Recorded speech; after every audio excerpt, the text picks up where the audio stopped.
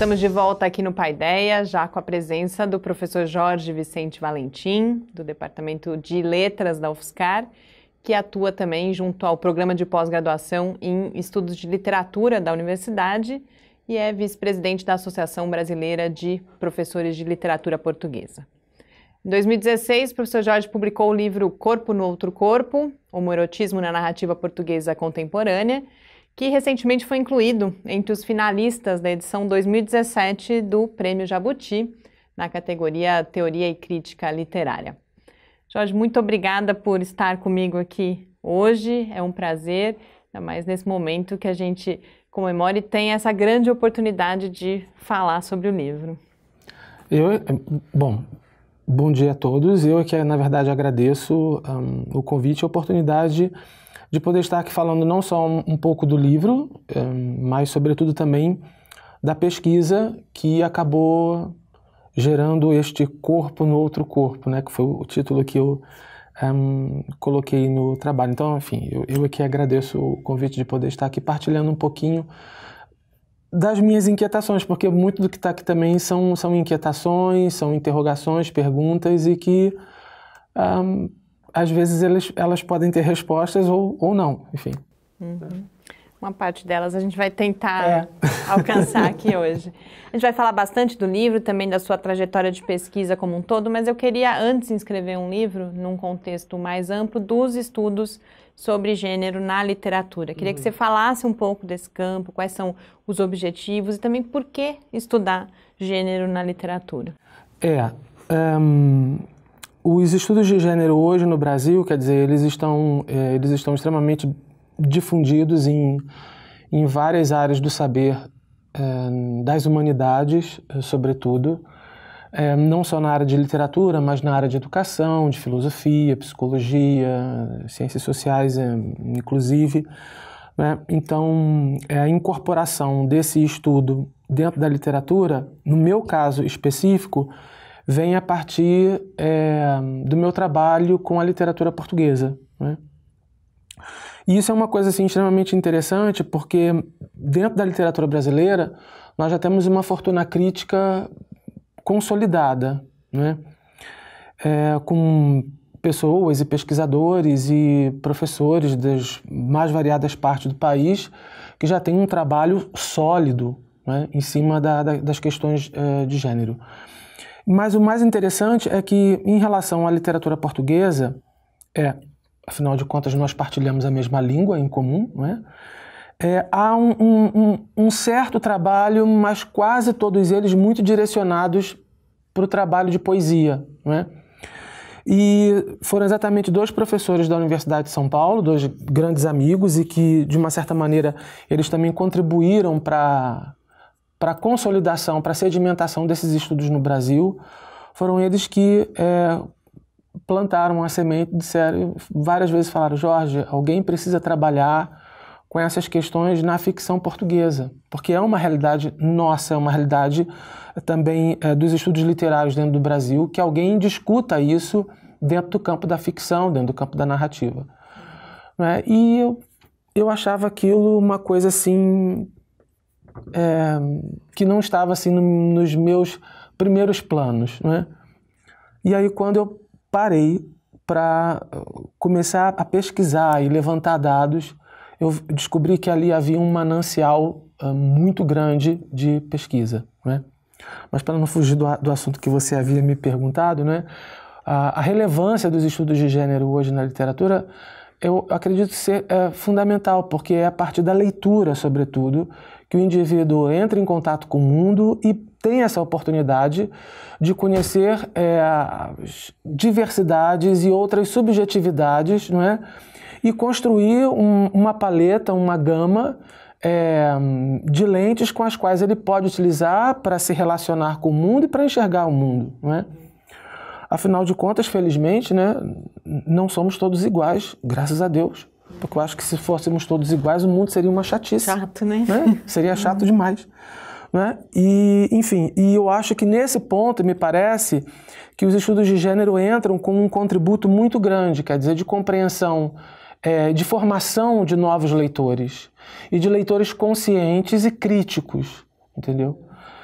E nesse ponto me parece que esse trabalho que acabou gerando o livro, de uma certa maneira, estabelece um diálogo e uma consonância muito forte. Para voltar no que você começou a falar, queria que você falasse especificamente, então, do processo de pesquisa que resultou no livro, né? Primeiro, porque daí, especificamente o homoerotismo na literatura portuguesa contemporânea. Uhum. E aí, o que você falou, você começou a pesquisar, foi percebendo todo esse potencial, e aí qual foi o caminho, então, que você percorreu até a gente chegar nele? Ok. Bom, meu trabalho, antes de mais nada, eu preciso dizer que meu trabalho, ele é tributário e herdeiro de muitos outros que vieram antes de mim. Há um professor que faleceu uns anos atrás, o professor José Carlos Barcelos, que foi talvez um dos grandes fomentadores dessas discussões. Mas, enfim, eu vou citar dois nomes, porque eu os cito no prefácio deste livro, que foram exatamente os dois professores responsáveis por este corpo, né? Que são o professor Mário César Lugarinho e o professor Emerson da Cruz Inácio. São, inclusive, duas referências bibliográficas minhas, né? Porque eles começaram a discutir isso e eles têm um trabalho muito largo, muito amplo, sobretudo em relação à poesia de língua portuguesa, e não apenas à poesia portuguesa, né? E aí esse processo veio em cima desse convite instigante que eles vinham insistentemente me fazendo. E aí foi quando eu comecei a trabalhar e buscar nomes, e buscar obras, enfim. E o processo foi um pouco doloroso no início, né? Porque eu levei uma negativa, não vou citar nomes, claro, mas eu levei uma negativa de uma das instituições de fomento para quem eu pedi apoio, e com um parecer que eu não tenho a menor dúvida de dizer que foi extremamente homofóbico e preconceituoso. Claro, obviamente, eu recorri e depois tive uma resposta oposta àquela que eu tinha, né? Mas o que me deixou assim mais intrigado e que não me deixou desistir foi que num dos pareceres que eu recebi, a pessoa dizia o seguinte: minha pesquisa não se sustentava porque o meu corpus não existia. Ou seja, ele estava me dizendo que não existia homossexualidade na literatura, na ficção portuguesa.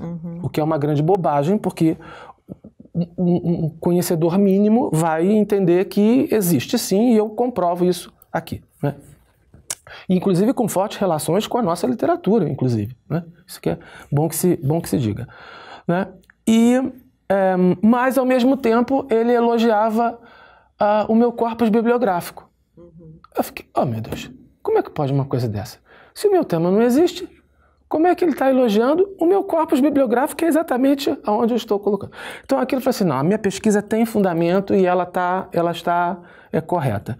Eu insisti e felizmente, fiquei 6 meses em Portugal pesquisando, sob a supervisão de uma pessoa assim, espetacular, que é a professora doutora Isabel Pires Lima, ex-ministra da Cultura de Portugal, inclusive. Ela que faz o prefácio do livro. E foi aí, então, que eu realmente descobri que havia um manancial. Porque você teve um trabalho de garimpo também. Foi um trabalho de garimpo, inclusive, não só em bibliotecas em Portugal e fora de Portugal, porque eu também estive na Espanha e estive na Inglaterra, né? Mas foi um trabalho de garimpo não só nas bibliotecas, mas também nos alfarrabistas, são os nossos sebos em Portugal, né? E foi ali que eu fui começando a encontrar todo esse material, né? E uma das coisas talvez mais interessantes desse trabalho é que ao mesmo tempo que eu me confrontei com textos que trabalham essa temática dentro do universo português, e quando eu digo universo português, eu estou falando de um universo que é tradicionalmente católico, extremamente conservador, né? Então, ao mesmo tempo que eu lidei com esse material, que era um material publicado por editoras pequenas ou em pequenas tiragens, eu também me dei conta que esse tema era trabalhado por escritores do cânone, com obras, inclusive, que eram trabalhadas sob os mais diversos aspectos, mas que não se detinham especificamente em cima da questão da presença, por exemplo, do homoerotismo ou da homoafetividade, não é? Até porque eu entendo e eu compreendo a posição, por exemplo, de um crítico como Eduardo Pita, em que ele defende que não é qualquer leitor que tem o aparato teórico, científico, para poder trabalhar dessas questões, né? E foi aí, então, que eu decidi, no corpo deste corpo, trabalhar com um escritor praticamente apagado e esquecido em Portugal, como é o caso do Guilherme de Mello, com uma outra escritora, que é uma escritora do cânone, mas cujo texto também estava um tanto quanto esquecido, né? E um outro escritor, que é um escritor do cânone, reconhecido, um ficcionista de repercussão internacional, trabalhado inclusive não só aqui em Portugal, olha só, não só em Portugal, mas aqui no Brasil e em outros centros culturais portugueses no mundo inteiro, né? Que é o caso do Mário Cláudio. Então eu tentei estabelecer um caminho para poder mostrar como é que esses corpos se movimentam dentro dessas diversas manifestações narrativas da literatura portuguesa contemporânea. E o meu foco foi exatamente o porquê do contemporâneo, né? O meu foco foi exatamente me concentrar naquilo que foi produzido depois da Revolução dos Cravos, depois do 25 de abril de 74, quando finalmente o Estado Novo de Salazar cai, não é? A presença de um Estado democrático em que há todo um clima de esperança pela recuperação da liberdade e pela recuperação da liberdade de expressão, o que é mais importante, em que um momento em que as gavetas se abrem e documentos e textos começam a ser publicados, porque até então, com a vigilância severíssima da PIDE, esses textos também ficavam em silêncio, não é? Então a minha preocupação foi olhar como é que essa contemporaneidade desta literatura de língua portuguesa tem alguma coisa a nos dizer, nós, brasileiros, leitores de literatura brasileira, e como, a partir de uma mesma língua, e aí tomando o mote de Oscar Wilde, né, essas duas literaturas com a mesma língua ousam dizer o amor, né, que desafia dizer o seu nome, que desafia declarar o seu nome abertamente e na mesma língua, né? Então a minha preocupação maior foi essa. Foram, assim, 6 meses de trabalho incansável. Posso dizer para você que isso aqui é apenas uma parte do relatório final apresentado, né? Ainda há pelo menos aqui mais 2 ou 3 entrevistas que eu não incorporei aqui porque já foram publicadas em revistas, em periódicos. Há outras imagens que infelizmente eu não consegui incorporar porque eu não consegui o contato dos herdeiros, dos familiares para solicitar os direitos, né? E ainda há alguns outros anexos que poderiam, de uma certa maneira, abrir para um outro espaço de discussão, mas que eu preferi deixar para um outro momento, né? Mas foi um trabalho de quase 400 páginas em espaço simples. Eu queria que você falasse mais especificamente do Guilherme de Mello, então, sobre 2 aspectos. Um que você coloca justamente como uma espécie de marco, como o primeiro que justamente ousa dizer desse amor. Você chega a falar, inclusive, em que a autoria homossexual sai do armário. Então, eu queria que você apresentasse um pouco mais esse autor, mas também voltando um pouco um aspecto desse seu trabalho, que é como é que você identifica, bom, naquele momento, é lógico que não é um dia, né, mas que esse tema começa a aparecer e aí se torna mais, o tema e a própria autoria se torna mais frequente numa literatura. Como que esse tipo de pesquisa consegue identificar esse momento? São 2 coisas diferentes, né? Primeiro, acho que talvez falar do Guilherme de Mello e depois desse papel que ele teve. O Guilherme de Mello foi, assim, uma das grandes surpresas que eu tive nessa pesquisa. Porque eu já vinha trabalhando com os textos dele já há pelo menos uns 7 anos. Ele não tem Facebook, ele não tinha Facebook, né? Já faleceu, não tinha Facebook, não tinha contato nenhum, rede social nenhuma, não tinha e-mail, só para você ter mais ou menos uma ideia. E aí, como é que eu consegui o contato dele? Pela minha madrinha, pela minha fada madrinha, Inocência Mata, que conseguiu o telefone dele em Lisboa, e eu liguei insistentemente para ele, né, dizendo, olha, publiquei coisas suas aqui e tal, e queria muito enviar. Então, ele não tinha e-mail, não tinha nada, não tinha nem como se comunicar. Então eu tive que até imprimir um texto que saiu online e mandei para ele, e ele me mandou uma carta muito simpática, dizendo que apesar dos problemas de saúde, tinha muito interesse em me conhecer e tal. E quando eu fui em 2013 para Portugal, foi uma época em que eu tentei 2 vezes seguidas falar com ele, mas ele estava muito doente e não me atendeu. E na terceira vez eu insisti bastante e ele me recebeu. E eu fui à casa dele, no bairro do Príncipe Real, e foi assim uma das visitas mais simpáticas que eu tive a oportunidade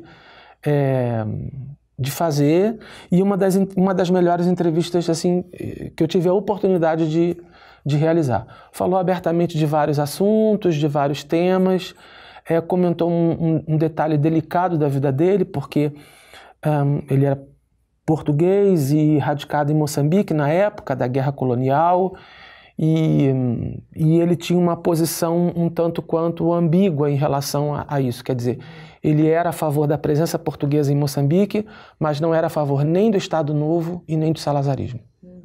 Então era uma situação absolutamente delicada o momento em que ele passou ali. E quando ele volta para Portugal, quer dizer, ele volta com uma mão na frente e outra atrás, porque ele é um retornado, né?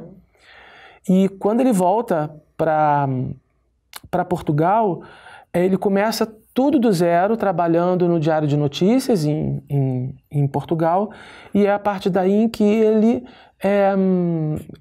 decide publicar os seus textos, falando abertamente não só sobre a questão da homossexualidade, mas sobre outras, como, por exemplo, os relacionamentos afetivos entre membros diferentes da família, relações afetivas entre pais e filhos, não é? A questão da adoção de crianças, enfim.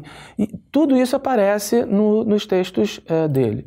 E que, de uma certa maneira, eu até entendo que a crítica tenha sido um pouco reticente em trabalhar com os textos dele, exatamente por causa do momento em que ele viveu, da necessidade do escritor se posicionar politicamente em relação a certas atitudes do Estado, não é? E a reação dele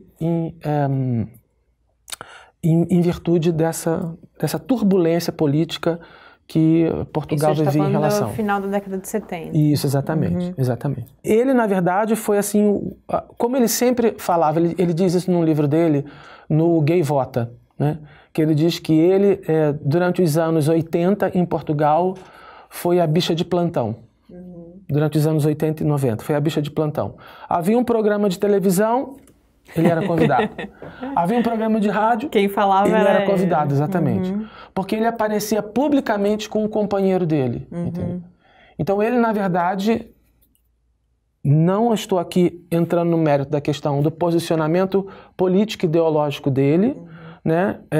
Mas, sem sombra de dúvida, em Portugal, muito do que se discute hoje sobre questões de gênero, dissidência sexual, diversidade sexual, homossexualidade, a gente deve muito à coragem que ele teve de abordar todos esses temas de uma maneira muito corajosa, de uma maneira muito direta, entendeu? E eu acho que nesse ponto é que o leitor ele percebe, na verdade, as possibilidades de leitura do texto quando ele se confronta com um texto como o do Guilherme de Mello, quer dizer... Essa obra dele é composta é ficcional? É ficcional, são romances, contos, há alguns textos de intervenção, sobretudo em textos que ele vai falar em congresso, né? Eu lembro que, se não me falha a memória, eu acredito que tenha sido na década de 90, se não me falha a memória, o iniciozinho da década de 90, que teve uma comemoração sobre o final da guerra de independência, em Portugal, e ele foi chamado para falar. Isso está relatado nas atas do Congresso, né? E eu faço citação desse trecho aqui, em que ele falava exatamente que muitos dos jovens portugueses que chegavam em Moçambique não tinham noção da geografia, não tinham a menor noção do clima, da situação de espaço, nada. Eram jogados ali, não tinham contato, não tinha infraestrutura, não havia nada, exatamente. E muitas famílias, né, abrigavam esses jovens. E, claro, obviamente, esses jovens extremamente carentes de companhia também encontravam nesses sujeitos que deambulavam pela vida noturna de Lourenço Marques, na época, não é, um porto seguro para poder, na verdade, descansar e eventualmente ter um relacionamento afetivo, não é? E quando ele terminou essa fala, um dos generais que estava nessa mesa bradou terrivelmente, dizendo: olha, isso é inadmissível, porque no meu quartel eu acompanhava todo o dia a dia dos soldados e não admitia isso de jeito nenhum entre os meus comandados, e esbravejou. E aí ele levantou o dedo e falou assim: meu querido camarada, sem querer desrespeitar, você pode ter acompanhado todo o dia a dia deles, mas o noite a noite não. A noite não, né? O noite a noite não. E isso está no relato, quer dizer, são textos de intervenção também, que também fazem parte desse texto. Foi eventualmente um poeta com alguma produção interessante, mas realmente não era, vamos dizer, como nós falamos popularmente hoje, não era a praia dele, não é? A praia dele era ficção, e talvez pelo fato também dele ser jornalista e ter uma narrativa muito fluente, muito ágil, muito dinâmica, a maneira como ele conta as histórias, né? Então isso, de uma certa maneira, o leitor percebe isso, né? Agora, em relação a essa temática contemporânea, quer dizer, esse tema já existe desde a Idade Média na literatura portuguesa, desde as cantigas medievais, passando, por exemplo, por Bocage, passando pelo século XIX. O José Carlos Barcelo tem um trabalho belíssimo sobre a questão da temática do homoerotismo em textos do século XIX, perpassa todo o século XX, claro, de uma maneira muito camuflada e às vezes até muito sutil dentro dos textos. Agora, é inegável que depois de 74 isso explode de uma maneira muito mais visível, não é? Há um ficcionista de quem eu gosto muitíssimo, que é o Frederico Lourenço, que esteve recentemente no Brasil, esteve na Flip, para lançar a tradução dele da Bíblia, não é? E tradutor de primeiríssima linha, mas é um ficcionista refinadíssimo. E eu espero que alguma editora brasileira tenha a sensibilidade de publicar obra ficcional desse rapaz. É espetacular. E há um romance dele que eu acho brilhante, em que ele pega um verso de Camões, que se chama Pode um Desejo Imenso, em que é baseado, é uma trilogia, mas esse romance especificamente, que faz parte dessa trilogia, conta um momento da história de um professor camonista que passa por um drama terrível na sua vida. Ele tem um envolvimento afetivo com um aluno, mas também não vou dar spoiler, claro, óbvio, que as pessoas fiquem curiosas para procurar, né? A dica de leitura não pode dar um spoiler, né? Mas ele faz um trabalho brilhante, porque esse personagem professor pretende apresentar num congresso uma conferência sobre a possibilidade de uma representação homerótica na poesia de Camões, e ele se baseia num texto de Camões, num poema de Camões. Só que veja, para você defender um tema como esse, além de você ter um aparato teórico muito forte, você precisa também de outros elementos em outros textos para você poder defender essa argumentação. Percebendo que isso não poderia ser possível no mundo real, parece que o Frederico Lourenço, como camonista, com a licença poética da ficção, transforma essa possibilidade como uma conferência ficcional, porque é com essa conferência que o professor encerra esse volume do romance. Agora, o que acontece depois, eu não vou contar. Vocês procurem, né? E leiam, porque vale a pena. Mas é uma maneira muito sutil de levantar uma possibilidade de leitura. Será possível ler esse viés temático na poesia de Camões? Não sei. Não faço. O personagem está dizendo que parece que é possível. Sim, né? Agora, se será possível efetivamente no mundo real,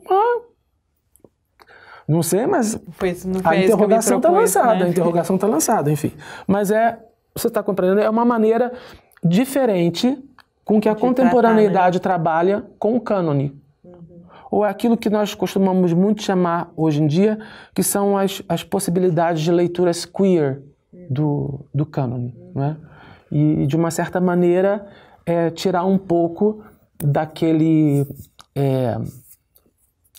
tradicionalismo arraigado em cima de um trabalho específico e exclusivo sobre aspectos estruturais do texto. Que eu não estou dizendo que não sejam importantes, claro, mas que não são os únicos caminhos de leitura, né? Aproveitando que você falou disso, e há pouco falou também de visibilidade, né? Quando esse tema começa a se tornar visível, mas você também coloca, por exemplo, que o Guilherme de Mello é invisível, em grande medida invisível à crítica portuguesa. Eu queria que você falasse um pouco dessa questão, tanto um outro assunto que você abordou inicialmente, margem e cânone, né? Você ter essas pequenas publicações de pequenas editoras e ter o cânone. Que você falasse um pouco de marginalidade, de invisibilidade na literatura. Isso existe também? Há uma dificuldade para que esse tema apareça ou não? Isso de um lado. E de outro, qual é o papel da literatura, o papel da arte, para que a gente possa colocar esses temas em evidência, lutar contra o preconceito, particularmente no momento que a gente vive hoje, né? Bom, dizer que não existe marginalidade ou invisibilidade na literatura seria recorrer em erro, porque isso existe em todos os campos da sociedade. E na literatura não seria diferente, né? Agora, se a gente for pensar naquilo que uma pesquisadora do pós-modernismo chama de ocorrências excêntricas, ou seja, que estão fora do centro, mas que dialogam com ele, não é?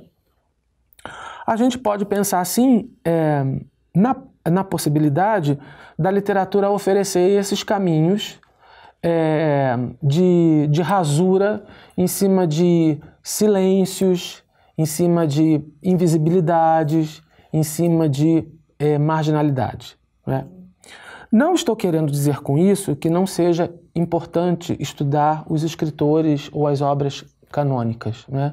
É claro que esse estudo ele é fundamental, porque é através desse estudo que o leitor ele tem a possibilidade de conhecer a própria gama das diferenças culturais e estéticas de um determinado sistema literário. E, a partir dele, até fazer outras leituras, por exemplo, né? Isso é absolutamente possível, né? Mas essa questão da invisibilidade e da marginalidade, ela existe, bom, primeiro porque muitos ainda insistem de que esses estudos eles não são relevantes, né? O que eu acho extremamente um erro, porque se um autor, vamos supor, do século XIX, o caso, por exemplo, como um Abel Botelho, né, que escreve um romance como Barão de Lavos, que é do final do século XIX, 1895, em que o personagem principal é da classe aristocrática e é um homossexual assumido, né? Não me parece que ele tenha feito isso gratuitamente. Ainda que a lente de leitura dele para aquela abordagem específica seja uma lente que esteja de acordo com o contexto da época, com o contexto mesmo cientificista, determinista, como prezava a literatura naturalista da época, entendeu? Agora, isso não me impede de pegar esse texto e mostrar, olha, em 1895, um autor do porte de um Abel Botelho levantava essa questão para mostrar que era uma ocorrência dentro da sociedade portuguesa e que dentro dos variados cenários dos barões assinalados que saíram lá da Ocidental, Praia Lusitana, não é? Também são barões marcados pela homossexualidade, entendeu? A questão não é não abordar, a questão é por que não abordar? Você está compreendendo? Então, nesse ponto, me parece que é preciso ter um pouquinho de sensibilidade, e eu diria mesmo até de compreensão e respeito de todos os componentes das mais várias partes da crítica, né? Se uma crítica de teor estruturalista ou pós-estruturalista ela é fundamental, uma crítica de teor pós-colonial não será menos importante. Uma crítica de teor que defenda a presença de aspectos estéticos ligados àquilo que nós convencionamos chamar de pós-modernismo também não será menos importante. Defender, por exemplo, que existe sim uma preocupação da literatura em cima exatamente dessas classes que foram silenciadas, e aí eu não me refiro só aos homossexuais, mas eu me refiro, por exemplo, aos negros, às mulheres, aos exilados, né? Todos esses elementos, eles estão dentro do texto e eles não podem ser camuflados, de maneira alguma, entendeu? Sabe? Então, eu acho que, de uma certa maneira, eu acredito nisso. Eu acho que no latifúndio da literatura há espaço para todo mundo poder partilhar, compartilhar, dividir e dialogar de uma maneira muito pacífica e muito democrática. Eu, pelo menos, acho. Quer dizer, e eu acredito, por exemplo, que eu não estou roubando o espaço de ninguém, não estou tirando nada de ninguém, mas estou, na medida do possível, tentando trazer alguma ajuda ou algum horizonte de leitura para esses textos. E como essas leituras elas podem te encaminhar, por exemplo, para leituras de escritores brasileiros. Entendeu? Sabe? Então, acho que nesse ponto que eu acho que é preciso ter um pouquinho mais de sensibilidade, entendeu? Sabe? Agora, eu particularmente, isso é preferência minha. É claro, óbvio que amo trabalhar com os escritores canônicos, às vezes eu faço leituras até muito maldosas desses cânones, eu brinco muito com os meus alunos, não é? Mas a literatura também não é feita só dos canônicos, né? Não é só feita dos escritores centrais, mas também dos excêntricos, né? E esses excêntricos também me interessam muito, né? Já imaginou, por exemplo, o que seria do planeta Saturno sem os anéis periféricos? Falei que a gente ia falar de outros assuntos, mas foi tão apaixonante que nosso tempo já acabou. Mas eu acho que foi fantástico, não só deu vontade de ler o seu livro, mas várias outras dicas que você dá de leitura aí também. E queria, sobretudo nesse momento, te parabenizar por todo o trabalho de pesquisa e particularmente pelo Corpo no Outro Corpo, que recebeu aí esse reconhecimento, sem dúvida nenhuma, importantíssimo. Muito obrigada e eu espero que você possa estar aqui conosco outras vezes. Se Deus quiser. Muito obrigado a todos e um bom restante de dia para todos. Conversei com o professor Jorge Valentim e agora esse Paideia fica por aqui. A gente volta na próxima terça-feira, às 6 horas da tarde. Mas enquanto isso, você pode acompanhar o Lab no Facebook, no Twitter ou falar com a gente pelo e-mail cliqueciência@ufscar.br. Muito boa noite.